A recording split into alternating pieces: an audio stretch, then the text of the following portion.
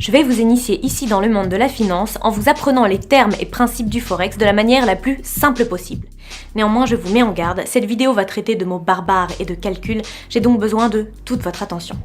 Une fois ces explications acquises, vous serez alors capable de comprendre toutes les vidéos suivantes. Alors, qu'est-ce que le Forex ? Si vous avez déjà voyagé à l'étranger, alors, sans le savoir, vous avez probablement déjà franchi votre premier pas dans le marché du Forex. En effet, lorsqu'à la gare ou à l'aéroport vous effectuez un changement de monnaie, celui-ci s'opère sur le marché du Forex. Donc, comme vous l'avez sans doute compris, le Forex, c'est le marché des devises. Ici, nous avons ce que pourraient représenter les 115 milliards d'euros qui sont échangés chaque jour en bourse à la place de New York. Comparé à cela, voilà ce que représentent les 3000 milliards d'euros échangés chaque jour au Forex, qui est un des plus grands marchés au monde. Lorsque vous êtes à un guichet pour changer une devise contre une autre, vous avez affiché sur un écran ce qu'on appelle une cotation. Par exemple ici, l'euro contre le dollar, euro-USD, est affiché à 1,3752, ce qui signifie que si vous échangez un euro, vous aurez en retour 1,3752 dollars. Le dernier chiffre, la 4e décimale ici, est la plus petite différence de cotation possible. On appelle cela dans le jargon un pip. Donc, si le cours passe de 1,3752 à 1,3753, alors le cours a grimpé d'un pip. Cependant, il existe une exception, il s'agit de toutes les paires en rapport avec le yen. En effet, le yen ne possède pas de centimes. Par exemple, le cours euro-yen, euro-JPY, est aujourd'hui à 126,14. Dans ce cas-là, la plus petite différence de cotation se situe à la 2e décimale et non plus à la 4e. Donc, si le cours du yen chute de 126,14 à 126,12, alors le cours a baissé de 2 pips.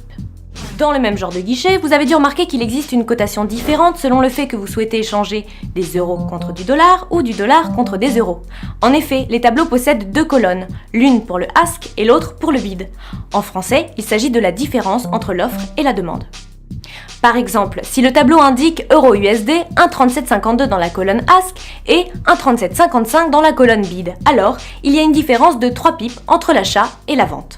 On appelle cette différence le spread. Il s'agit de la commission que le prestataire va toucher sur votre transaction. Admettons, vous ouvrez un ordre d'achat euro-USD à 37,52. 30 minutes plus tard, le cours a grimpé jusqu'à 1,3792 et vous fermez votre transaction. Alors, qu'est-ce qu'il se passe ? On peut noter tout d'abord que le cours a grimpé de 40 pips, moins les 3 pips du spread, vous avez donc généré un bénéfice net de 37 pips. Mais combien avez-vous gagné ?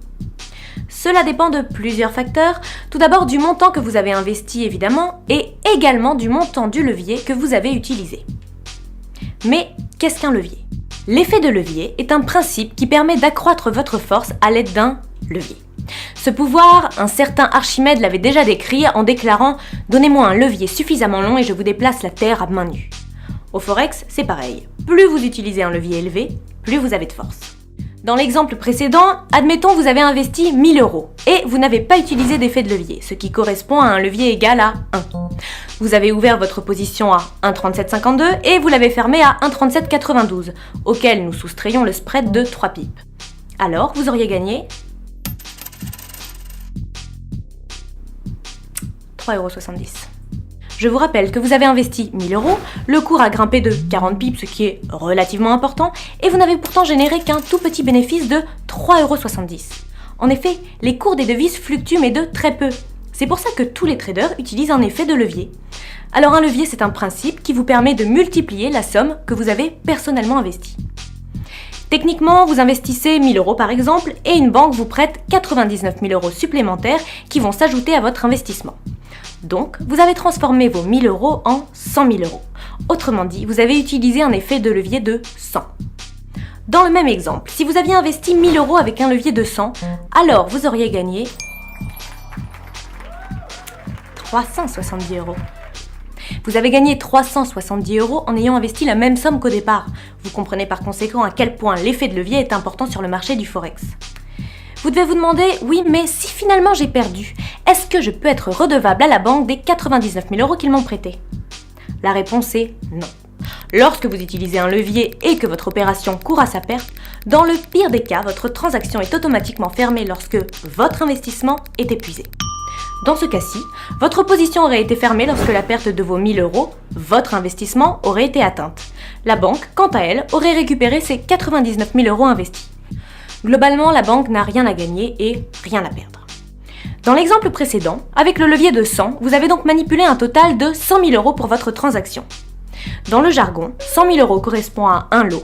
De la même manière, 10 000 € correspond à un mini-lot et 1 000 € à un micro-lot. Voilà pour le jargon.